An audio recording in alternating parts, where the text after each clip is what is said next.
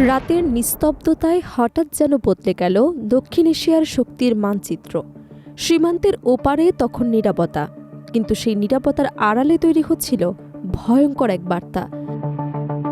বহুদিন ধরে সংযুক্ত পারমাণবিক নীতির কথা বলা ভারত এবার ইতিহাসে প্রথমবারের মতো 12টি পারমাণবিক অস্ত্র সক্রিয়ভাবে মোতায়েন করেছে। যেন অদৃশ্য এক শক্তির খেলা শুরু হয়েছে উপমহাদেশে। প্রশ্ন উঠছে, এটি কি শুধুই প্রতিরক্ষা প্রস্তুতি, নাকি ভবিষ্যতের আরও বড় কোনো সংঘাতের পূর্বাভাস?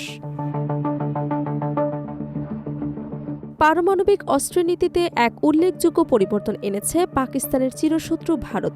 ইতিহাসে প্রথমবারের মতো 12টি পারমাণবিক অস্ত্র মোতায়েন করেছে নয়াদিল্লি। সেই সঙ্গে সময়ের সাথে সাথে বাড়িয়ে আছে পারমাণবিক অস্ত্রের মজুত।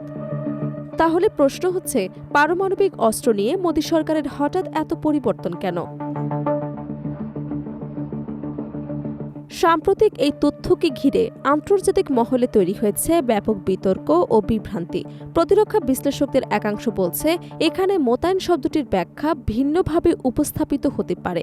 অনেক সময় কৌশলগত প্রস্তুতি বৃদ্ধি, উচ্চ সতর্কতা অবস্থান বা দ্রুত প্রতিক্রিয়ার সক্ষমতাকে মিডিয়া রিপোর্টে সরাসরি মোতায়েন হিসেবে উল্লেখ করা হয়। ফলে বিষয়টি এখনও নির্ভরযোগ্যভাবে যাচাইযোগ্য নয়।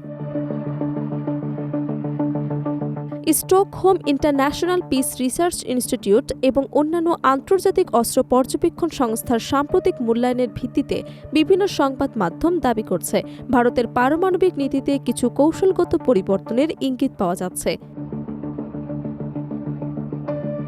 দীর্ঘদিন ধরে অনুসৃত পিস টাইম ডিপ্লয়মেন্ট বা শান্তিকালীন সময়ে সম্পূর্ণ আলাদা সংরক্ষণ নীতির পরিবর্তে কিছু ওয়ারহেডকে উচ্চ প্রস্তুতি অবস্থায় রাখা হতে পারে, এমন ধারণা বিশ্লেষকদের আলোচনায় এসেছে। এছাড়া ভারতের পারমাণবিক সক্ষমতা নিয়ে প্রকাশিত সর্বশেষ অনুমান অনুযায়ী দেশটির হাতে প্রায় 190টি পারমাণবিক ওয়ারহেড থাকতে পারে বলে ধারণা করা হচ্ছে, যা আগের বছরের তুলনায় সামান্য বৃদ্ধি নির্দেশ করে।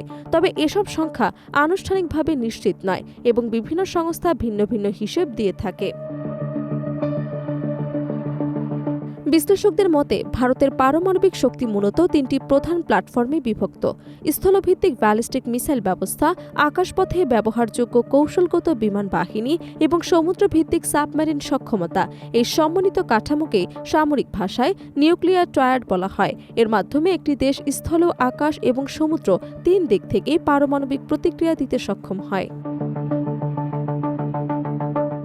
নতুন আলোচনার কেন্দ্রবিন্দুতে থাকা বিষয়টি হল, কিছু ওয়ারহেডকে কি সত্যি মিসাইল সিস্টেমের সাথে সংযুক্ত করা হয়েছে, নাকি এটি কেবলমাত্র উচ্চ প্রস্তুতি বা রেডিনেস লেভেল বৃদ্ধির অংশ?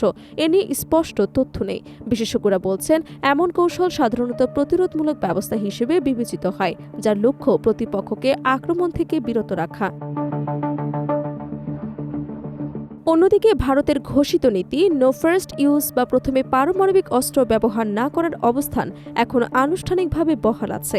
এই নীতি অনুযায়ী ভারত কেবল তখনই পারমাণবিক অস্ত্র ব্যবহার করবে যখন তার ভূখণ্ড বা বাহিনীর ওপর পারমাণবিক হামলা চালানো হবে।